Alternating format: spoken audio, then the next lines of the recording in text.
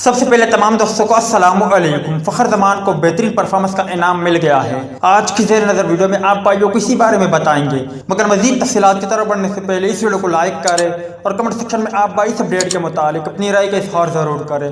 اگر آپ کو یہ جاننا ہے کہ فخر زمان کس طرح 200 رن بنانے کا حقدار ہے، مطلب کہ دوسرے ODI میچ میں فخر زمان نے وہ اعزاز حاصل کیا ہے، تو اس کی لنک آپ کو اینڈ اسکرین یا پھر عبداللہ اسپورٹ کے چینل پر مل جائے گی، آپ اسے ضرور دیکھیں۔ جنوبی افریقہ کے خلاف شاندار کارکردگی دکھانے پر فخر زمان کو جنوبی افریقہ اور زمبابوے کے خلاف T20 سیریز میں بھی شامل کر لیا گیا ہے۔ فخر زمان کے علاوہ لیگ اسپنر زاہد محمود کو بھی زمبابوے کے خلاف T20 سیریز کے لیے قومی ٹیم کا حصہ بنایا گیا ہے۔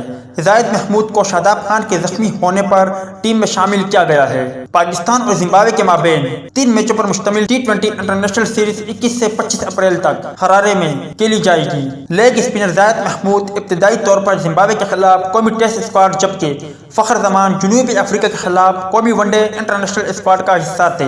قومی کرکٹ ٹیم کی سلیکشن کمیٹی نے ٹیم مینجمنٹ کی درخواست پر دونوں تبدیلیوں کی منظوری دے دی ہے، اور بیک ٹو بیک شاندار سینچری اسکور کرنے کے ساتھ اس انعام کے بعد فخر زمان کو ICC T20 رینکنگ میں بھی بڑا انعام منتظر ہے۔ امید ہے دوستوں کہ آج کی مختصر ویڈیو بھی آپ بھائیوں کو پسند آئی ہوگی۔ ملتا ہے کسی نیکسٹ ویڈیو میں، تب تک کے لیے اجازت دیجیے۔ اللہ حافظ۔